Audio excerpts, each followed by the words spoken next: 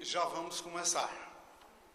Neste sábado, nós queremos a bênção de Deus sobre a vida de vocês e queremos também aprender e aprender muito. Estamos começando aí 2011 e nada melhor do que começar aprendendo. Vamos abrir a Bíblia, quem trouxe, no Salmo 128. O Salmo 128, ele tem uma mensagem bonita, de bênção para nós.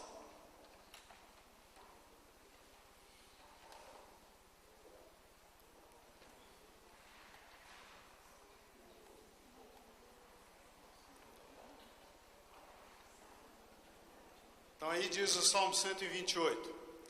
Bem-aventurado aquele que teme ao Senhor e anda nos seus caminhos. Do trabalho de tuas mãos comerás, feliz serás e tudo te irá bem. Tua esposa no interior de tua casa será como a videira frutífera. Teus filhos como rebentos da oliveira ao redor da tua mesa. Eis como será abençoado o homem que teme ao Senhor. O Senhor te abençoe desde Sião, para que vejas a prosperidade de Jerusalém durante os dias de tua vida. Veja os filhos de teus filhos, paz sobre Israel. Então, a primeira bênção que este salmo diz aqui é do trabalho de tuas mãos comerás. Feliz serás. Aquele que teme ao Senhor, ele tem o seu trabalho abençoado. Talvez quando a gente fale sobre isso para os brasileiros, não tenha a mesma força que tinha quando você falava aqui para o judeu, que tinha sido escravo durante 430 anos lá no Egito. Trabalhavam muito, mas eles não viam o fruto desse trabalho dele. Quem comia o fruto desse trabalho deles era Faraó. Mas, às vezes, a gente trabalha muito também, mas a gente não vê o progresso financeiro na vida da gente. Parece que falta bênção, parece que falta um pouco de conhecimento, de administração, alguma coisa acontece, e é por isso que nós resolvemos fazer esse seminário. Nós queremos que a sua vida seja abençoada por Deus. Queremos que você também aprenda algumas coisas que você verá no decorrer deste curso. Não é só a bênção do Senhor. Nós precisamos também de aprender a fazer as coisas de maneira correta, de maneira certa. E é por isso que nós reunimos aqui hoje, nesta tarde. E o desejo sincero do nosso coração, desde quando começamos a pensar nisso, é que a bênção de Deus seja sobre a vida de vocês. É que o conhecimento seja sobre a vida de vocês. É que Deus possa abençoá-los, tanto com a sua bênção, quanto com o conhecimento, com o aprendizado. Amém? Então, oremos. Pai, nós te bendizemos, nós te glorificamos nesta tarde, ó Pai querido, e colocamos diante de Ti a nossa vida, a vida dos nossos irmãos aqui presente, que a Tua bênção seja, ó Deus amado, sobre todos. Seja, ó Deus, sobre aquele que estará ministrando a palavra, que o Senhor, ó Deus amado, nos abençoe nesta tarde, nos ensine, nos dê o conhecimento, ó Pai, em o nome de Jesus, Senhor. Amém. Juntos entre nós, Jesus está. Quando estamos juntos a comer ao Aleluia. Somos um povo em Cristo.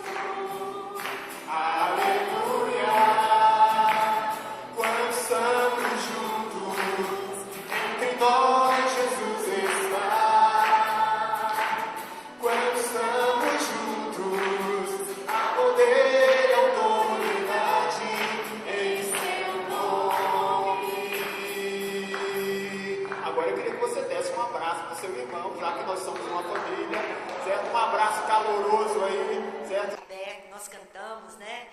E louvamos, agora nós vamos ouvir. Amém? É um nome difícil.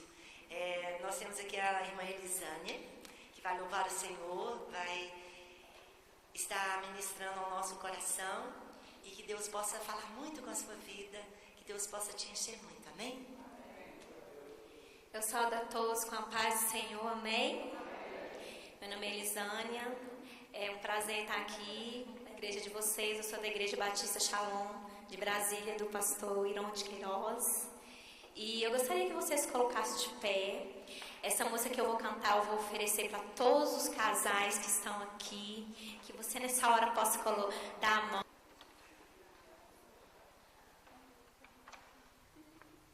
Boa tarde a todos, em nome de Jesus. Espero que essa tarde continue sendo bastante proveitosa. Temos aí um assunto que eu creio que é um dos principais assuntos da nossa vida, do nosso cotidiano. Deve ser encarado com disciplina, com sabedoria e com prudência.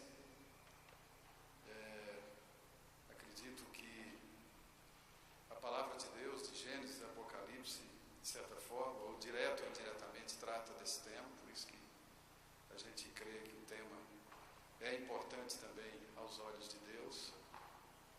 E então vou tentar,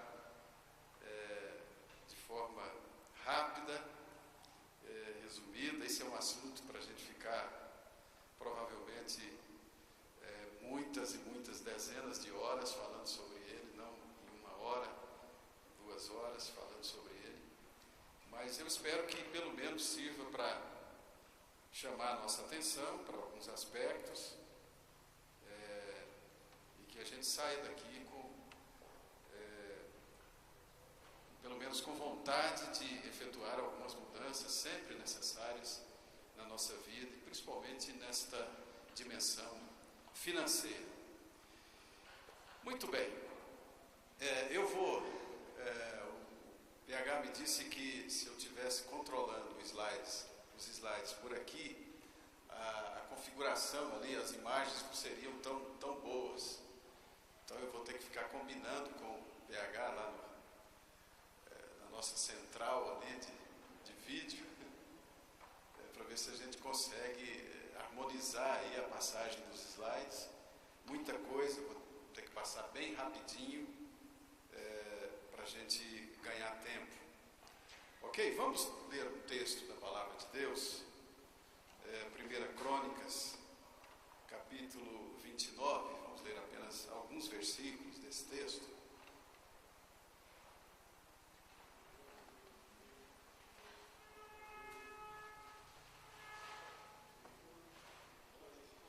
Crônicas 29, a partir do versículo 10.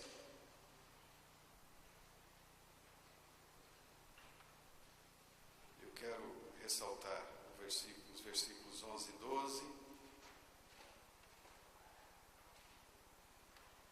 versículo 14, mas vamos ler apenas alguns versículos. Todos acharam? 1 Crônicas 29, versículo 10, é a oração de Davi, que fez perante a congregação de Israel, a congregação toda, dizendo: Bendito és tu, Senhor, Deus de Israel, nosso Pai de eternidade em eternidade. Teu, Senhor, é o poder, a grandeza, a honra, a vitória e a majestade, porque teu é tudo quanto há nos céus e na terra. Teu, Senhor, é o reino, e tu te exaltaste por chefe sobre todos. Riquezas e glória vêm de ti. Tu dominas sobre tudo. Na tua mão há força e poder. Contigo está o engrandecer e a tudo dar força. Agora, pois, ó nosso Deus, graças te damos e louvamos o teu glorioso nome. Porque quem sou eu e quem é quem é meu povo, para que pudéssemos dar voluntariamente essas coisas. Porque tudo vem de ti e das tuas mãos te damos. Porque somos estranhos diante de ti, peregrinos, como todos os nossos pais. Como a sombra são os nossos dias sobre a terra e não temos permanência. Senhor nosso Deus, toda esta abundância que preparamos para te edificar uma casa ao teu santo nome vem da tua mão e é toda tua. Bem sei, meu Deus, que tu provas os corações e que da sinceridade te agradas. Eu também, na sinceridade do meu coração, dei voluntariamente todas essas coisas. Acabo de ver com alegria que o teu povo que se acha aqui te faz ofertas voluntariamente. Senhor, Deus de nossos pais, Abraão, Isaque e Israel, conserva para sempre no coração do teu povo estas disposições e pensamentos. Inclina-lhe o coração para contigo. Amém? Vamos curvar nossas cabeças, vamos orar mais uma vez. Pai, nós te pedimos que o Senhor nos abençoe agora, ó Deus, no momento de reflexão, ó Deus, sobre esse tema, ó Deus, tão importante para nós, para as nossas famílias, para os nossos filhos, para as próximas gerações.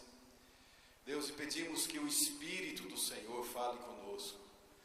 Pai, ilumina a nossa mente, o nosso coração, dando-nos, ó Deus, a capacidade de entender a verdadeira razão dessas coisas. Pai, a capacidade de entender, ó Deus, a visão do Senhor, da Tua palavra, acima de tudo, a respeito deste assunto. Seja com cada família aqui representada, Senhor.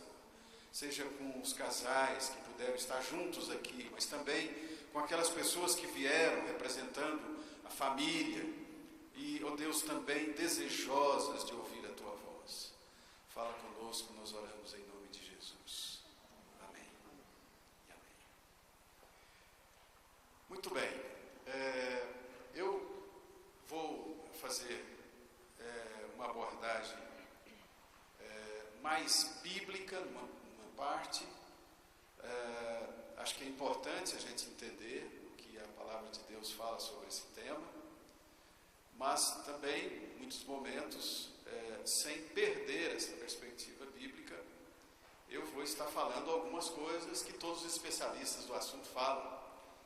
Basta a gente abrir, ler qualquer livro sobre esse tema e pesquisar na internet, a gente vai ouvir, vai ver, vai ler sempre praticamente as mesmas considerações a respeito desse tema. Então, eu creio que, na verdade, todo o objetivo nosso, como família, como pessoas, é ter estabilidade financeira, adquirir essa estabilidade ou manter essa estabilidade, nunca perdê-la.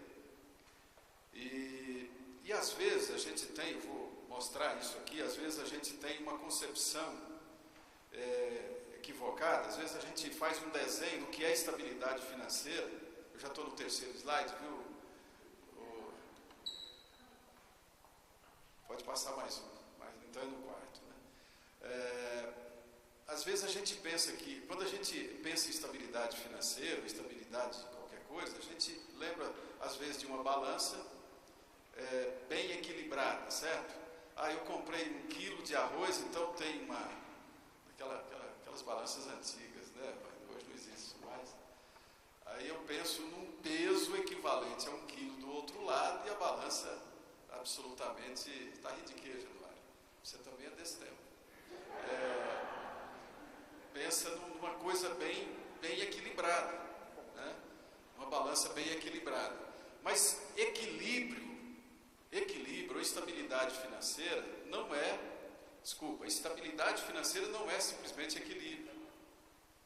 Até porque, eu quase coloquei aqui, vamos buscar uma instabilidade ou não estabilidade financeira, porque na verdade o que nós queremos é que a receita seja maior do que a despesa. Então a receita tem que ter um peso mais significativo do que a receita. Então a balança ela não vai estar equilibrada, ela vai estar numa posição um pouco diferente. E às vezes, como vocês estão vendo ali no slide, às vezes o cifrão está todo quebrado, todo arrebentado, né? E a gente quer buscar eficácia nas finanças, que no primeiro momento ali, o sujeito está sendo enforcado ali pelo cifrão, certo? E às vezes o cifrão é uma preocupação, faz a gente perder sono, né? Faz a gente ter pesadelos e assim por diante. Mas eu creio que há formas muito simples da gente buscar o equilíbrio das finanças. E essa terceira imagem, as duas imagens ali no terceiro ponto, do lado direito de vocês, é porque às vezes a gente fala de eficácia, de sucesso, mas quando a gente olha para a palavra de Deus, e aqui esse texto que nós lemos retrata muito bem isso. Eu gostaria de falar também sobre excelência. É quando você consegue melhorar essa equação de débito e crédito, de receita e despesa, mas você não simplesmente ajunta, certo? Você usa o que você adquiriu, usa o seu sucesso para ajudar os outros, para cumprir uma missão, para cumprir uma vocação, para ajudar, para distribuir. E isso eu chamo de excelência, porque não tem sentido ficar juntando riqueza para depois morrer e deixar para os outros ficarem brigando por causa daquilo que você adquiriu, certo? Então, excelência é quando você usa o que Deus te deu para fazer alguma coisa de positiva para a sociedade, para a igreja, para as pessoas, para a família e assim por diante. Há muita necessidade, a gente vai ver isso daqui a pouco. Pode passar? Então, de uma forma muito simples, porque existem fases intermediárias ali que a gente poderia classificar, mas de uma forma muito simples a gente tem três condições, né, básicas que a gente separa em termos de condição econômica financeira. Primeiro, o sinalzinho verde é quando a receita total é maior do que a soma das despesas e tem uma poupança, certo? E aqui é a melhor condição, quando você não apenas gasta o que você recebe, mas você está juntando uma poupança. Poupança que eu digo não é a caderneta de poupança necessariamente, você tem investimentos, você tem um patrimônio que faz com que sirva para você de uma espécie de capital de reserva. A cor amarela, quer dizer, luz amarela, que a gente pensa sempre no sinal de trânsito lá, né? É quando a gente está vivendo, essa é uma situação altamente perigosa, é quando a receita é exatamente igual à despesa, gasta-se tudo que se ganha. Essa é uma situação perigosa, está no limbo, está numa linha tênue, né, para se perder financeiramente, ou para melhorar também. Às vezes, nessa posição, a gente acorda, toma algumas posições e aí começa a gerar poupança para mudar para a situação de verdinho lá, né? E estar no vermelho, como a gente fala, certo? É quando a receita total é menor do que a soma das despesas, ou seja, a gente está gastando mais do que se ganha, e não precisa nem dizer que essa é uma situação complicada, às vezes que gera muito problema, muita frustração, muita dor de cabeça e assim por diante, né? Bom, a situação vermelha retrata um pouco disso aqui, né? São, às vezes, pessoas que perderam por alguma razão, perderam o controle de suas finanças e continuam sonhando com estabilidade, mas às vezes não fazem nada para buscá-la. É isso que a gente precisa abordar. É necessário que se adote algumas providências, algumas medidas, algumas atitudes para mudar essa condição. E o equilíbrio ainda não existe. Isso aqui é só para divertir um pouco, né? Sobram dias e contas para pagar e falta dinheiro. A gente, às vezes, no trabalho, às vezes tem sempre alguém, né, dizendo isso. Rapaz, hoje é metade do mês, o dinheiro já foi embora. Então essa é uma situação que merece uma parada, né, uma reflexão sobre ela, que o dinheiro está voando, né, está indo embora. Mas um outro tipo de instabilidade, a gente vai falar um pouquinho sobre isso aqui mais na frente, é quando existe uma instabilidade relacionada à vida financeira, à vida econômica, porque as pessoas querem, quase como um vício, né, uma doença, juntar dinheiro a qualquer custo. Né? E lembra desse personagem aí? Né? Que o prazer dele era a sua casa forte lá, né? Sua caixa forte, sei lá, tio Patinhas. E aí a grande questão isso é um problema muito sério. Conversando com casais, a gente vê muito isso. Que às vezes as pessoas, com medo de gastar, saem para o extremo da avareza mesmo. Isso é uma doença. Da mesma forma como é uma doença gastar sem controle, consumir sem controle, é uma doença também juntar dinheiro sem controle quando há necessidades essenciais da família que não estão sendo cuidadas. E aí de vez em quando tem problema, né? Às vezes descontrole, às vezes é a forma de gastar também, né? A forma de usar o dinheiro, as finanças, também pode gerar problemas entre os casais. Eu fiz questão de pegar um desenhozinho, tinha uma criança aí, porque essas coisas, esses comportamentos, às vezes, eles passam para os filhos. Isso é um cuidado que a gente tem que ter, né? Então, na verdade, nenhum de nós nasceu para ser escravo do dinheiro, certo? Ninguém nasceu para ser escravo do dinheiro. Ninguém precisa ser escravo do dinheiro. Escravo de nada. Pelo contrário, né? Cristo pagou alto preço na cruz do Calvário para que a gente não fosse escravo de nada, de absolutamente nada. Nenhum defeito, nenhuma doença, nenhuma pressão, nenhuma ditadura, nada. Não precisamos ser escravos de nada, e essa é uma boa notícia, certo? Então, tudo tem um jeito. Eu sempre digo que o Senhor é especialista em transformar projetos falidos em projetos bem-sucedidos, certo? Então, Deus é craque nessas coisas, e quando a gente permite, a ajuda é muito grande e a gente consegue chegar do outro lado. Então, eu creio, né, com disciplina, com força de vontade, com obediência a Deus, nós podemos ser vitoriosos também na vida financeira. Às vezes é preciso suar um pouquinho, né? É preciso algum esforço, muita disciplina. Ninguém é campeão como esse cara foi sem disciplina, certo? Na vida espiritual é a mesma coisa, Paulo diz que você tem que correr como quem corre para alcançar o primeiro lugar, certo? E aí não é fácil, não é simples. Eu sempre digo que o reino de Deus não é lugar para medrosos. E quando tem algum medroso, o Espírito de Deus vem com ousadia e coragem, injeta essas coisas no coração da pessoa. E enquanto a gente era medroso, covarde, a gente se torna disciplinado, forte, vitorioso. Então, isso é possível, né? A gente pode chegar lá. Não se alcança a estabilidade financeira também por acaso.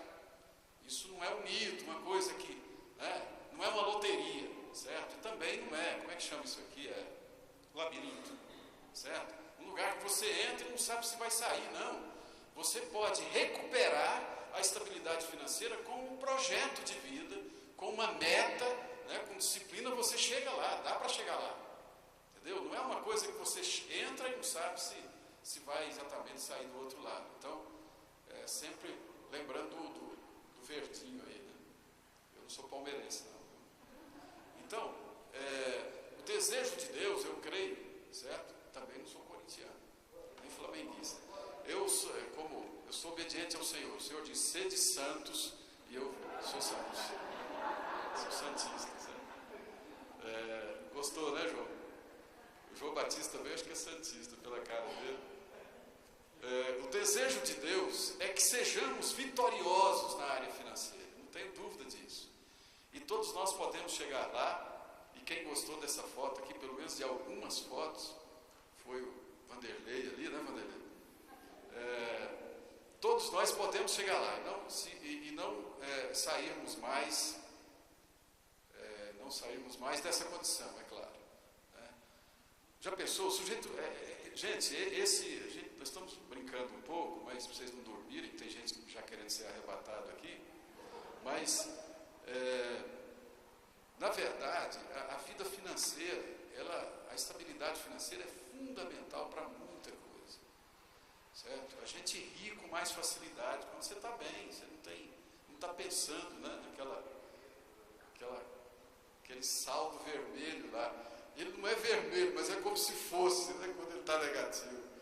Então, Deus quer restabelecer o sorriso nos nossos lábios, na nossa boca, com a volta, né, dessa estabilidade. Eu vou passar, gente, bem rapidamente, não é um estudo bíblico sobre esse assunto, eu vou apontar aqui alguns textos que falam sobre esse tema na Bíblia, mas eu acho que é fundamental. Eu sempre digo, há um tempo atrás eu disse isso para um membro do Conselho de Administração do Banco do Brasil, quando me perguntou qual era a relação entre teologia e sistema financeiro, indústria financeira. Passei 2 horas explicando para ele que havia toda uma relação entre teologia e indústria financeira. E depois ele sempre me mandava torpedos falando sobre isso. Mas a Bíblia fala muito sobre essa questão. Deus dá uma atenção especial na sua palavra a respeito dessa questão. Então, assim, praticamente, tudo que as pessoas falam, que os especialistas falam, eu estou vigiando, agora você foi na frente, né? Tudo que os especialistas falam, você, de alguma maneira, você pode encontrar um princípio bíblico que enquadre aquilo que está falando, né? Então, para nós, né, eu sempre digo que a minha vida financeira, a minha vida econômica, a vida da minha família, eu devo tudo a Deus, porque foi Deus que me ensinou. Quem me ensinou foi a Bíblia. Eu nunca fiz curso sobre isso. Quem me ensinou foi Jesus a cuidar dessas coisas. E é possível isso, basta que a gente leia a Bíblia com vontade de aprender o que ela está de fato falando, certo? Então, é importante isso, porque a palavra, ela tem economia, tem tudo na Bíblia, e além de tudo ensina sabedoria e prudência, que é essencial para qualquer atividade que a gente vai executar ou viver. Então, a percepção, a certeza de que Deus é o Criador das coisas. Vocês viram Davi aqui? Davi percebeu que ele não ia construir o templo, que ele queria tanto construir, no texto que nós lemos. E aí o profeta diz, seu filho vai construir. O que Davi faz? Pega quase tudo que ele tinha e doa para a construção do templo. Mas Davi tem um reconhecimento, que eu acho que por essas e outras razões, é que ele foi chamado de um homem segundo o coração de Deus. Ele tem uma nítida compreensão de que tudo é de Deus. E ele diz, Senhor, eu estou dando das tuas próprias mãos. Eu estou entregando aquilo que é seu mesmo, que é teu mesmo. Não é meu. Certo? Então engana quem pensa que o sujeito bota assim, propriedade de Deus. De vez em quando eu olho como crente e digo, só falaram para ele. Porque tudo é de Deus. Deus é o Criador, Ele é Senhor de todas as coisas. Eu creio assim, certo? Nós cremos como cristãos, como crentes em Cristo, nessa verdade. Então, Ele é Senhor de tudo. E aí, já começa a aumentar a minha responsabilidade. Porque eu sou um administrador daquilo que é de Deus. A Bíblia diz que até os filhos são herança do Senhor. Por isso que a gente tem que cuidar muito bem, investir na educação, na formação, acompanhá-los, porque eles são de Deus. Eles são de Deus. Então, tudo que nós somos e temos, né, são de Deus. Ele é o grande supridor da nossa vida. E o que Deus nos chama a atenção por meio do seu Filho, né, da sua palavra, isso aqui foi Jesus que disse, aliás, ele chama a atenção para que a gente coloque os valores do reino de Deus em primeiro lugar. Esse texto é muito significativo. Buscar em primeiro lugar o reino de Deus, por quê? Porque é no reino de Deus que nós vamos aprender. É no reino de Deus que nós vamos perceber a verdadeira relação com Deus. É no reino de Deus que nós vamos entender que tudo é de Deus e que eu preciso administrar bem e não sair como louco aí, consumindo de forma absolutamente insustentável. Então, em primeiro lugar, o reino. O reino é de onde eu consigo sabedoria, conhecimento, onde eu aprendo a cuidar das outras coisas. Por isso que é importante, em primeiro lugar, buscar o reino de Deus. Até porque, gente, é o reino que vai nos... É a visão do reino, é o ingresso no reino, é o batismo para o reino, batismo pelo Espírito, que vai nos fazer entender que existe um valor muito maior do que essas coisas. Existe um valor muito maior que isso aqui. Certo? E aí vem a pergunta que o próprio Cristo faz: o que aproveita o homem ganhar o mundo inteiro e perder a sua alma? Então, o objetivo não é simplesmente riqueza. Entendeu? Não é simplesmente riqueza. E, além de tudo, quer dizer, se eu estou no vermelho, bom, essa não é uma situação que Deus fica satisfeito. Nem eu. Eu gostaria de sair dessa situação. Então, como Neemias fez lá na reconstrução dos muros de Jerusalém, a gente pode reconstruir os muros da nossa condição financeira. Basta convidar Deus para andar com a gente. Andar de fato. Andar de fato. E aí é muito importante lembrar do que o Senhor fala no Salmo 127, 128. Ele quer edificar conosco, Ele quer ser parceiro nosso nessa empreitada. Certo? E bem-aventurado, feliz, bem-sucedido é aquele que atende aos conselhos de Deus. Andar nos caminhos de Deus aqui, andar com Ele. Né? Então, irmãos, irmãs, tudo que nós recebemos vem de Deus, Ele tem todas as coisas. E para mim é muito claro que todo sucesso na vida, sucesso verdadeiro, toda condição de excelência que a gente possa adquirir na vida, sem dúvida alguma, vem pela palavra de Deus. Eu sempre faço essa diferença. Eu acho que a pessoa que não conhece Cristo, ela pode ter muito sucesso, mas ela nunca vai compreender a verdadeira razão do sucesso do ponto de vista de Deus. É impossível que ela compreenda isso. E quando a gente adquire o sucesso, mas compreende isso do ponto de vista de Deus, é completamente diferente. Primeiro é que esse troço não sobe, certo? Como é que fala? Sobe a cabeça, você começa a ficar orgulhoso, vaidoso, pensa que é Deus, pensa que é isso, não vale nada, não significa nada. Ele só percebe isso quando ele tem realmente a visão de Deus sobre todas essas coisas. Gente, olha, você pode ser presidente da República, você tem que entender isso como uma missão de Deus. Se não entender, não tem sentido, vai ser ganância, pode ser resultado de qualquer outra coisa. Então, por isso que às vezes é muito preocupante quando a própria igreja prega muito essa coisa de bênção material, bênção material, bênção material, e Jesus está dizendo: busque primeiro o reino, e todas essas coisas vos serão acrescentadas. Então a teologia, chamada teologia da prosperidade, ela comete um erro infernal, porque ela leva as pessoas a terem uma atenção com a consequência, esquecendo da fonte, da causa de todas as bênçãos, que é o próprio Senhor. Então, essa palavra de Deus via Moisés aqui para Josué é muito interessante. Faça conforme está escrito na minha palavra, você vai ser bem sucedido em tudo. Tudo quanto você fizer, por onde você andar. Esse texto, pode passar esse texto é grande, vocês querem ler? Mas não precisa ler agora, se quiser anotar, para a gente ganhar tempo. Esse texto é maravilhoso. É um texto do Velho Testamento, mas é um texto maravilhoso que retrata muito bem, numa linguagem aqui bem agrícola, bem agropecuária, né? Você entende bem disso? Mas é impressionante esse texto. Ele entra em detalhe, né? Bendito o teu cesto e a tua amassadeira. Eu leio esse texto, eu me arrepio e fico cheio de gás para enfrentar a vida, não? É muito lindo, é uma palavra direta, gente. A gente só não dá ouvido, porque às vezes a gente como diz o pastor Ed, a gente é dificinho mesmo.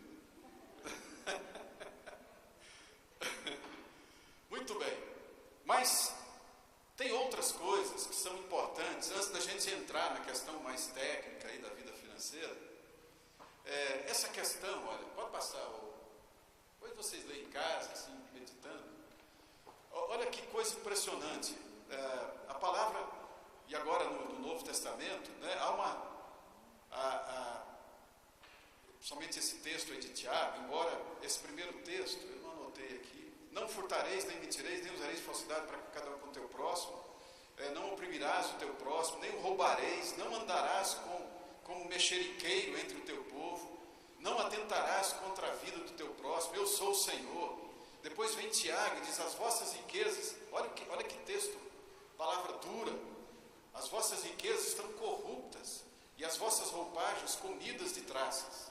O vosso ouro e a vossa prata foram gastos de ferrugens, e a sua ferrugem há de ser testemunho contra vós mesmos, e há de devorar como fogo as vossas carnes.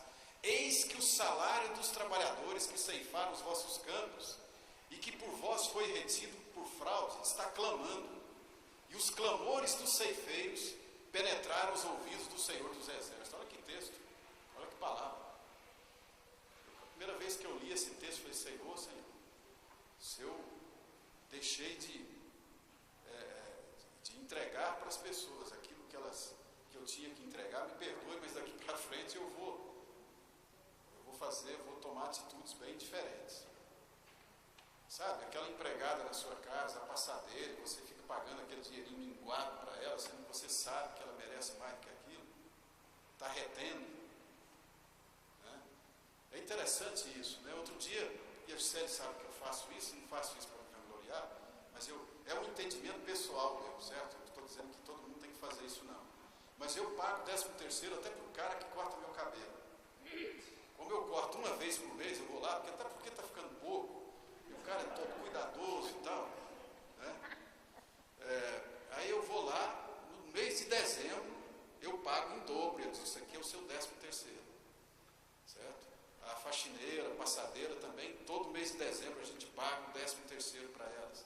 É um direito, olha, se eu acho que é um direito para mim, por que eu não acho que é para os outros? Certo? Então, e por aí vai, eu acho que assim, a gente não excede nisso, não precisa exceder nisso, porque eu acho que é muito importante a gente mostrar para Deus, com uma atitude voluntária, de que a gente está dando atenção e a gente aprendeu um pouquinho da justiça dele, certo? Então, não retenha o que não lhe pertence, seja honesto em tudo. Nós estamos falando na nossa classe escola dominical sobre pirataria. Eu tenho muitos anos que eu não compro um parafuso pirata, porque eu sei, participo do Conselho Nacional de Combate à Pirataria, certo? Pirataria é um problema no país, quase 100 milhões, desculpa, estou aumentando, 85 milhões de brasileiros consomem produtos piratas, no último levantamento que foi feito. Então, não compro nada que é pirata, Deus sabe, só compro, só se eu não souber, aí eu compro. Certo? 3 meses do ano passado foram apreendidos 170 mil quilos de remédios, ou produzidos e vendidos de maneira irregular. Então, nós que somos crentes, que tem 30 milhões de crentes, se tudo quanto é crente nesse país deixasse de comprar produto pirata, provavelmente ia haver um impacto tremendo nessas coisas por esse país afora. As pessoas produzem. Outro dia eu estava ouvindo um cantor, que eu gosto dele, ele dizendo, olha, tudo que a gente produz, a gente só ganha em venda 25%, 75% é pirata, é pirataria. Então, vale a pena a gente tomar algumas atitudes como cristãos para fazer diferença, sabe? Não é fazendo discurso vazio e nem fazendo associação com gente, desculpa a expressão, gente vagabunda lá no Congresso, que a gente vai fazer diferença nesse país. É com atitudes.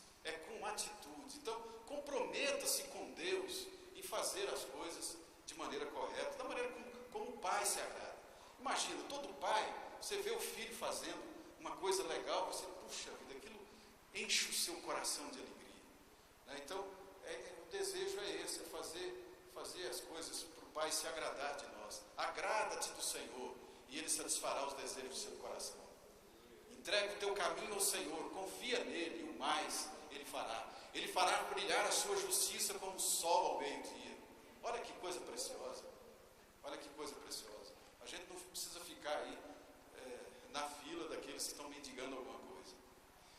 com simplicidade. Esse é um grande problema hoje, né? Nós desaprendemos a viver com simplicidade. A própria igreja, né? É difícil, às vezes tem um casamento na igreja, para algumas pessoas é um problema sério, porque tem que vir chique, tem que comprar isso, tem que comprar aquilo. Perdemos essa coisa tão valorosa que se chama simplicidade, né? A gente tem que pensar, meus irmãos, às vezes a gente fica falando de avivamento, eu sonho com os avivamentos um pouco diferentes, sabe? Com um avivamento que transforma a gente em gente de verdade, conforme o Pai gostaria que fosse, né? Então, viver simples, de maneira simples. Não importa, olha, você pode ir para os Estados Unidos, fazer o que você pode fazer, mas seja simples, certo?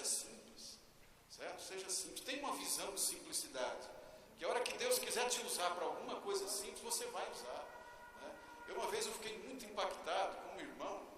Eu fui participar de um encontro de casais da igreja presbiteriana, e eu conheci um irmão que ele era chefe de gabinete do presidente da República na época, e era um irmão em Cristo. E eu fui participar do encontro de casais, cheguei lá e estava limpando o banheiro. Cada equipe, né, tinha uma função lá, né? Participavam 30 pessoas e tinham 70 casais fazendo o encontro, trabalhando na estrutura do encontro. Eu cheguei lá e estava lá, limpando o banheiro e feliz da vida. Engraçado isso, que diferença faz nessas coisas, né? O cara podia chegar lá, agora eu sou o famoso alguma coisa, né? Muito bem. Não idolatre, nem seja escravo do dinheiro.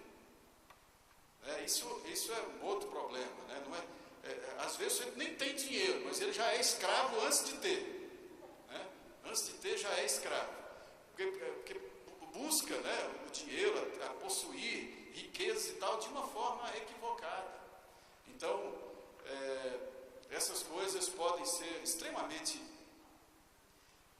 negativas para nós, e a Bíblia nos recomenda que a gente deve ficar livre de toda e qualquer avareza, fugir dessas coisas, porque a vida de um homem não consiste na abundância de bens que ele possui, ainda que para a sociedade isso significa alguma coisa, mas a gente tem que pautar. Nós estamos aqui, mas não somos daqui não, nossos princípios são outros. Amém? Cuidado com as riquezas. Esse texto aqui de Tiago também, de Timóteo, Paulo escrevendo a Timóteo: exorta aos ricos do presente século que não sejam orgulhosos, nem depositem a sua esperança na estabilidade da riqueza, mas em Deus, que tudo nos proporciona ricamente para aprazimento. Que pratiquem o bem, sejam ricos de boas obras, generosos em dar e prontos a repartir. Que acumulem para si mesmos tesouros, sólido fundamento para o futuro, a fim de se apoderarem da verdadeira vida. Muito bem. Então, lembrando, né, com a lembrança, como diz um amigo meu, estando no coração e no oxigênio aí, os textos bíblicos, né, a abordagem bíblica sobre o assunto, eu quero agora, queria, Vaina, que você controlasse quanto tempo falta ainda aqui nessa primeira parte. Porque se... Quanto? 3? Olha, tem coisa que a gente não pode perguntar, né?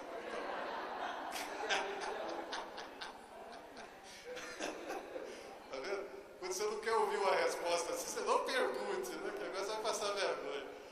Tá bom. Mas eu termino, então, 5 minutos, então. Quanto? Então controla. Na hora que estiver faltando 5, você me fala, mãe, por favor. Então, graças a Deus, né, a gente está vivendo aí uns tempos, economicamente falando, né, pelo menos para uma parte da economia, uma mudança interessante no nosso país de alguns anos para cá.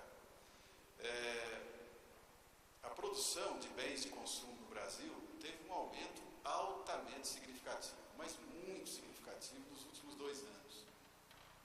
A tendência agora é que isso vai diminuir um pouco, né, com essas medidas, o problema da inflação, quando você disponibiliza demais, ao contrário do que acontece nos Estados Unidos, que tem uma economia fundamentada no consumo, mas que também está tendo problema por isso. se aumenta muito o consumo, a tendência, até por vários fatores, inclusive culturais, a tendência são os preços aumentarem, né? Mas a produção brasileira, e aí tem reflexo no nível de emprego, essa coisa toda, a produção brasileira aumentou muito. Olha, só para ter uma ideia, isso aqui são só alguns exemplos, né? Mas olha, bebidas, isso de um ano, de 2008 para 2009, aumentou isso aí. Isso tem um significado imenso, viu, gente? Nos números aí da macroeconomia. 26% em bebidas, equipamento de informática quase 13%, produtos químicos 12%, mobiliário 11%, quase 12%, perfumaria, farmacêutica, produtos de metal, celulose, assim vai. Capacidade é um percentual bem acima da média dos últimos 7 anos, quer dizer, esse percentual é um dos maiores aí dos últimos anos. Fabricantes de bens de consumo duráveis utilizaram 90,7% da capacidade instalada. Não sei se vocês têm visto nos jornais que está sobrando oferta de emprego e faltando profissionais. Esse é um grande problema do país. A gente tem pouca especialização, pouca gente especializada, o que revela uma falha muito grande em relação à educação no país, principalmente a educação superior. Então, hoje está faltando gente, tanto lado de níveis mais operacionais, como também profissionais com uma visão, com formação mais estratégica em determinadas áreas.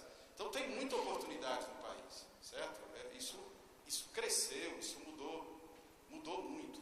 Isso significa que os níveis de consumo, você está produzindo porque está consumindo. Consequentemente, ou paralelamente a isso, por diversas medidas, aumentou os níveis de emprego, aumentaram, etc., os níveis de emprego. Consequentemente, isso gera um maior potencial de renda. De vez em quando a gente olha, escuta assim, as classes C e D, ou B, C, D, E, passaram a ser bancarizadas, ou seja, antigamente você, com um salário mínimo, 2 salários mínimos, chegava no banco, e ninguém dava bola. Falei, cara, desculpa, não estou com tempo aqui para abrir uma conta. Hoje é o contrário, né? Todo mundo se interessou por esse pessoal que consome muito. E isso é um negócio complicado, porque às vezes consome sem educação para consumir, consome sem instrução para consumir, né? Então isso fez aumentar muito o consumo, né? E aí é interessante, esse Papai Noel aí está com a cara de... No fundo, esse Papai Noel que a gente tem é assim mesmo, que eles fazem de outra maneira, né? Inclusive em espanhol aqui, deve ser um Papai Noel paraguaio esse aqui. Mas interessante, gente. Olha na parte de cima. Em cima tem o consumo, embaixo tem o lixo resultante do consumo. Que isso é uma coisa importante também para a gente lembrar, né? O mundo está com problema de lixo, certo? Não tem lugar onde botar as coisas. Nós consumimos. A gente ouve muito falar sobre isso, consumo sustentável, consumo não sustentável. A sustentabilidade é o quê? A sustentabilidade é o consumo sadio. É o consumo sadio. É um consumo que não prejudica a capacidade do planeta de se revitalizar, a capacidade dele de recriar. Quando a gente acelera tanto o consumo, que prejudica isso, como tem acontecido nos últimos anos, nas últimas décadas, isso a gente chama de consumo insustentável. Então, tudo isso, eu sei que isso parece que não é um assunto espiritual, né, mas nós estamos destruindo aquilo que Deus construiu, ninguém fala nada. E se falar isso na igreja, as pessoas acham que você não é espiritual, certo? Tem que falar de outras coisas. E aí a gente está construindo um planeta extremamente prejudicado na sua capacidade de gerar outras riquezas para as próximas gerações. Às vezes eu olho as crianças e eu fico preocupado. O que vai ser daqui a 50 anos para essa turminha? O que nós fizemos com esse planeta é criminoso, né? Somente nós com essa visão de extrativista, né? De tirar. Mas enfim, fez aumentar o consumo. E aí, para a gente entrar já nessa questão e terminar o primeiro tempo aqui, entrar mais nessa questão da vida financeira, uma coisa fundamental, gente, acho que poucas pessoas fazem isso, é nós procurarmos entender qual é o nosso perfil de consumo. O que significa isso? O que é o consumo de fato? O que me atrai? O que eventualmente me faz perder a conta? Me faz entrar no vermelho? Que característica eu tenho como consumidor? Quando eu olho, por exemplo, se você olhar hoje na internet, vai buscar na internet, você vai ver o IBGE solta isso de vez em quando, tem alguns outros institutos também, que é o consumo do brasileiro, então, ou gastos do brasileiro. Ali dá para a gente se enquadrar. Com o que eu gasto mais? Com o que eu estou gastando mais? É com alimentação, é com vestuário, é com sapato. Tem gente que tem 50 pares de sapato em casa, né? Deve usar um por dia, ou 2 por dia, né? Mas tem outros também, tem outros problemas também. Então, é importante entender isso, fazer uma autoavaliação sobre essa questão. O que me faz comprar por impulso? Que tipo de sentimento? O que eu vejo? Que tipo de objeto me faz ter esse tipo de reação? Eu consumo por impulso, por necessidade ou por status? Ou pelas 3 coisas? Né? Pelas 3 razões. Hoje, essa questão de status, depois eu vou... Tem uma lâmina aqui engraçada. Ah, não, está ali. O PH está esperto pra caramba. Volta aí, PH. Mas deixa aí um pouquinho. Volta. Aqui, olha, pra você ver. Uns anos atrás, Virgínia, eu sonhava, rapaz, possuir um Corcel 2. É verdade. Eu sonhava possuir. E eu peguei um Corcel 2 por dentro, daquele bem luxuoso mesmo, que é esse que está aqui, ó. Olha lá que beleza. Só que aí começaram a aparecer outros carros, né? De uns anos para cá, aqui no Brasil, porque a gente ia nos Estados Unidos, olhava lá e falava, meu Deus, né? Quando é que isso vai chegar no Brasil? E você sonhava ter nascido americano para, como diz o mineiro, para pissuir um bicho. Para possuir um negócio daquele, né? E aí, olha, depois indústrias, né, como a Volvo lança um carro, esse carro por dentro parece uma nave espacial, né? E olha que o céu vai ser muito melhor do que isso aí. Então, mudou muito, né? Mudou muito. A gente tem muita oferta, né? Coisa que faz brilhar os olhos. Quem não sonha? Você vê um carro desse, não tem jeito, né? Você pode ser santista, o Januário, que você olha e diz, meu Deus, se eu pudesse, eu teria um carro desse, né? Você doa aquilo que ainda é útil para alguém? Quantas coisas inúteis a gente tem em casa, hein? Bota coisa inútil nisso. Você se preocupa, ou eu me preocupo em participar, em praticar um consumo sustentável? Passa uma lâmina aí, só para terminar. Olha só isso aqui, gente. Está dando para ver direitinho? A primeira lâmina ali, ó. Deixa eu ver. A primeira lâmina ali é um aparelhinho que inventaram para você passar na pasta de dentes e economizar. Isso é até uma coisa boa, isso não é tão inútil não. Para você ir pressionando a bichinha, porque a gente faz aquele negócio, viu? Eu conheço umas pessoas que dobram aquele negócio, depois volta, dobra de novo, certo? Para poder arrancar a pasta de dentro lá de dentro, certo? Então, não está dando para ver direito, mas é um aparelhinho que faz esse processo. Ele vai espremendo a pasta assim, ó. Quando chega do outro lado, sai uma linguinha assim da pasta de dentro.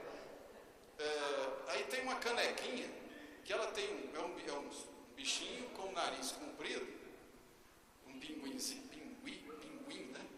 Aí, e ele pega aquele saquinho do chá. Deve ser o seguinte, que ele abaixa e levanta, aí você não precisa ficar, entendeu? Esse porquinho do lado direito aí, eu sei que muita gente vai, pelo menos no coração, vai falar mal de mim agora. Mas tem umas lojas aí chamadas, semelhantes, iguais a essa tal de Imaginarium. A Gisele fica brava comigo, porque ela adora. Eu também acho legal que ela adora. Mas você já viu o tanto de inutilidade que tem ali? Mas eles são inteligentes, a gente tem que reconhecer isso, né? Porque eles transformam o inútil numa coisa atraente, né? Aí você compra e leva para casa e nunca mais usa. Sabe aqueles saleirinhos desse tamanhozinho, que é tudo bonitinho, você, gente, que belezinha, eu vou levar. Nunca mais usou, né? Agora, você viu esse negócio do livro aqui? Ó? Você já viu aqueles livros quando estão novos?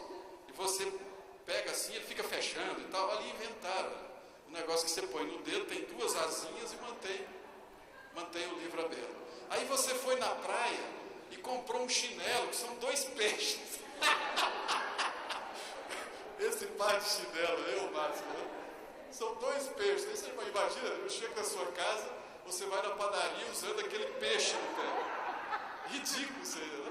Ou seja, a gente compra e nunca mais usa esse troço. Agora, esse outro aí é inteligente, Maurício. É um cabo para você tirar foto de você e a Silvinha mesmo. Você bota assim, a máquina vai lá e tira foto. Não precisa pedir ninguém para fazer isso, entendeu? Extremamente útil. Eu fiz questão de botar esse aqui do canto, é um cachorrinho e ele defeca, sabe? Você aperta alguma coisa lá e sai um monte de bolinha. Agora imagine, você compra isso e dá para o seu filho, mas muita gente compra, porque senão ninguém produzia. Agora, essa japonesinha aqui, ou chinesa, sei lá, essa daqui, essa invenção, eu pensei até em comprar, gente. É como é que chama? Um funil que você põe assim no óculos para botar colírio nos olhos, que eu erro sempre, certo?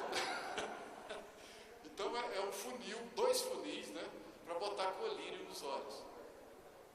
Agora, aquela ali, ó, eu tenho certeza que vocês teriam coragem de usar.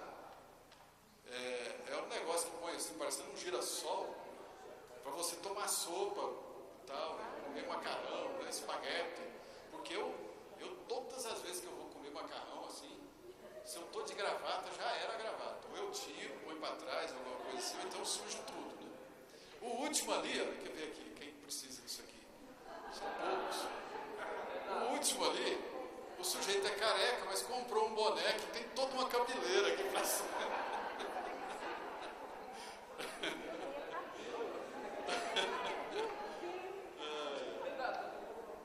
Muito bem, então vamos ficar de pé, vamos dar uma paradinha, ter um lanchinho agora, né?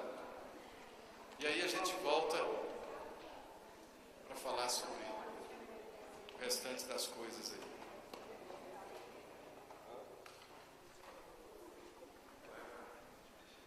Gente, essas brincadeirinhas é assim, a pergunta que eu sempre me faço quando eu vejo essas coisas é: qual foi a última vez que eu entrei numa dessa? Certo? Qual é a viagem turística que você faz? Você não traz um monte de bugiganga que você nunca vai usar. Certo? Então, a gente está sujeito a isso, né? A gente está sujeito a isso. E isso faz diferença no orçamento. E às vezes faz diferença, por isso que a ideia aqui atrás é cada um de nós analisarmos o nosso perfil de consumo, porque quem vende analisa isso. Quem produz faz análise de perfil de consumo, certo? Então, é importante a gente entender isso para poder fazer um exercício, às vezes, de mudança de comportamento. Aqui, eu acho assim, o que a gente precisa ensinar é o caminho da felicidade para as pessoas. São os elementos de felicidade. Aquele Max Gehring, outro dia, acho que foi a Silvinha até que me mandou um texto atribuído a ele, em que tinha um grupo de jovens aí, executivos, um dizendo para o outro assim: olha, fazendo conta, né, essas coisas. Se você deixar de tomar um cafezinho por dia, no final de 35 anos você juntou não sei quanto. Aí, se você deixar de viajar tantas vezes, no final de não sei quanto. Mas, gente, para que é a vida? Certo? O que a gente precisa saber, é administrar bem essas coisas. Eu prefiro tomar todos os cafezinhos que eu tenho direito. Certo? E agir de tal maneira que isso não venha me causar dor de cabeça. Embora, às vezes, tomar muito causa. Mas, aí o Max Gehrig ele faz uma observação muito inteligente.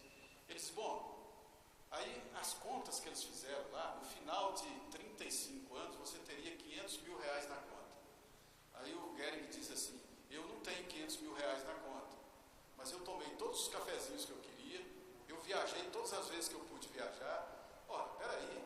Aí ele diz, ensine os seus filhos não a juntar dinheiro, mas a ser feliz, a desfrutar das coisas boas de forma sustentável. De forma sustentável. Então, é interessante a gente observar isso, porque quando há uma instabilidade, gente, tem alguma coisa, isso pode ser aqui o pressuposto básico aqui para o nosso papo, daqui a pouco, o pressuposto básico é estabilidade, é a gente saber o que está fazendo.